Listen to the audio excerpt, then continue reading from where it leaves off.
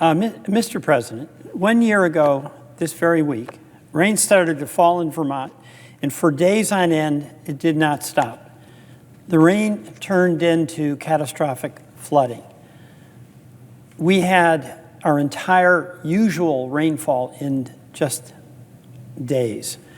The damage was immense. We experienced landslides. Vermonters were stranded. They had to be rescued. 3 people tragically died. Homes, farms, and businesses were damaged and destroyed.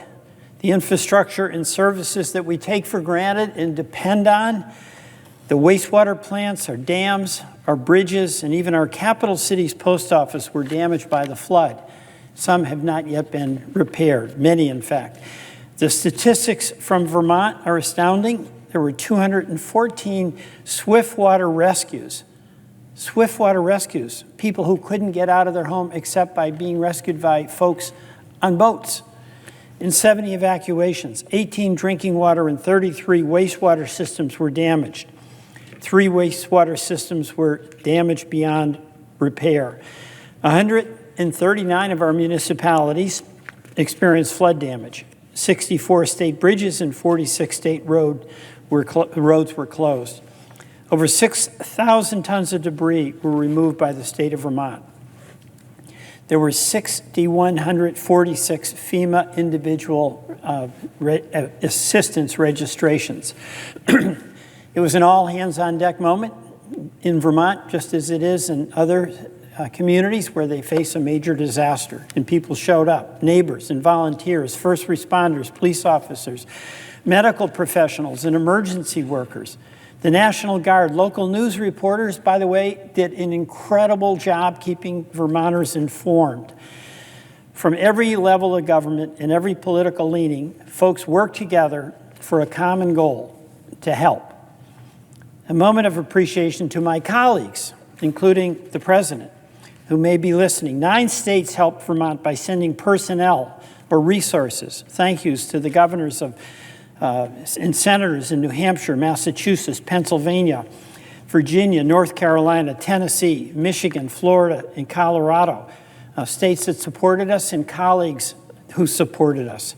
It's very reassuring, I just want to say to all of my colleagues, Republican and Democrat, to hear your expressions of goodwill on behalf of Vermonters when we suffer that catastrophic loss. Since the flood, I've revisited many of the communities that were hit hard last July.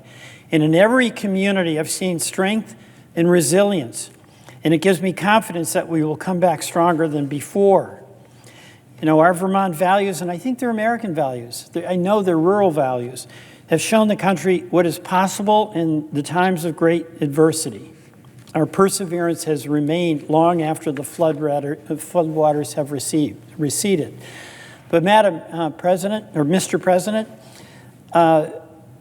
this takes a toll on folks.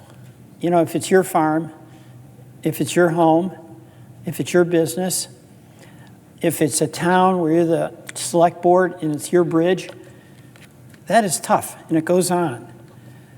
I've come to the Senate floor many times to talk about how critical the resources are that the appropriations process have provided. But we need flexible funding dollars to actually finish the job and get past the red tape that's holding things up. The President's revised disaster supplemental request is absolutely critical, not just for Vermont, by the way, but for many communities that have suffered catastrophic weather-related events around the country. It would bolster the community development block grants for the disaster recovery program. That gives communities the flexibility necessary to recover. And Vermont does need substantial disaster relief money to help lower and moderate income communities fill in the gaps of insurance and state assistance. As I go to places in Vermont, beautiful places, really damaged, like Ludlow and Londonderry and Barry and Johnson and Hardwick in our own capital, Montpelier, with this iconic photograph that was across the United States after our weather event. I keep hearing from the hardworking Vermonters and local leaders who would directly benefit from the disaster relief program. It could help them move out of potential flood zones or away from waterways. And by the way, we have to start making some of these decisions because these once-in-a-100-year events are once every 10 years or even more often. It could help elevate a bridge. It could help them strengthen and repair their wastewater treatment facilities. These things really, really matter. It matters whether you're in a red state or a blue state. I think too often we lose also the voices of the victims, those who have been hit directly. Too often we forget in the aftermath of the initial recovery where things go back to normal except for the people who have been really hit hard. You know, I'll give a few examples. Marie, a Vermonter, said to me, every time it rains for several days or comes down hard, she watches the river behind her house and prays that it doesn't come up over the bank like it did last July. Doug said, our shop and home were impacted by the flood and we had to shut down. We're still in the process of repairing our business with the hope of opening during the summer. And the summer is here. The impact of the flood has been traumatic on our lives and our community. John, another Vermonter, said our entire property was flooded and we lost everything in the cellar. We're retired, we're on fixed income, so these were huge losses. The future worries us. We've been flooded 3 times and may be flooded again. Amy said, I appreciate the assistance from FEMA, and I appreciate the assistance from FEMA. They were there on the job right after the flood. But the pain endures for those people directly affected. But it's nowhere near adequate. My employer, he said, was also affected hugely because our offices and warehouse was flooded. And many of the farmers we work with were flooded. And by the way, those crops were just coming in. It was July. So a lot of these vegetable farmers were wiped out in Royalton, Vermont, as our friend knows. We had to spend huge amounts of money, he said, to repair our space, and we lost sales because of the loss of the crops. So folks are still hurting, and they still need help. So yes, we respond in the immediate aftermath of the storm, but to get the response done, we have to get people and farms and businesses back on their feet. You know, I talk about these Vermonters, but I want to stress to my colleagues that your state could be next, something we all know. Just look at the recent tragedies in Texas, Minnesota, and elsewhere. And of course, last year's flood was hardly isolated. We're expecting more rain this week. The remnants of Hurricane Beryl could cause flooding again tonight. Again, our brave emergency crews are out there doing everything they can. Mr. President, emergency supplemental funding will help our state and many other states. There's no question about that. And I'm working with colleagues to pass legislation that does provide that supplemental funding that's flexible and vitally needed.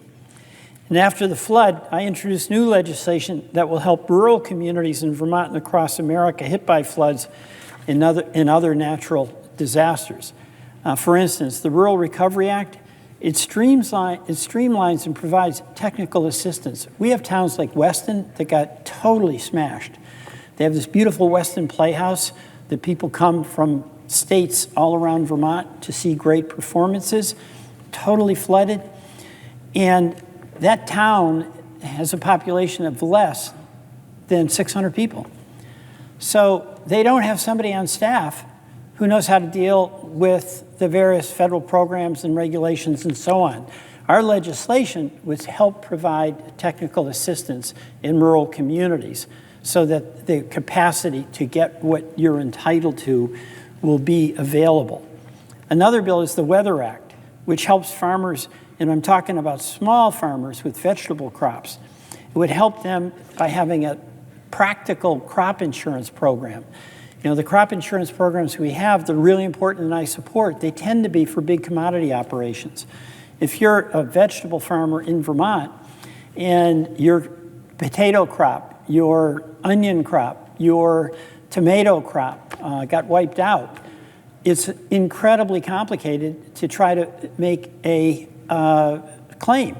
And it doesn't work, and you can only try to get damages for the, quote, wholesale value, even when many of these farmers, who are the lifeblood of many of our communities, sell their products at retail at local farmers markets. So we've got to have a program that works for them, because whether it's in Georgia or it's in Vermont or any state, those local farmers, farm to table, farm to school, they really, really matter. And we've got to give them a shot at getting back on their feet when a weather event takes them down. The Buffer Act, which will help Vermont farmers take full advantage of flooding and erosion prevention programs.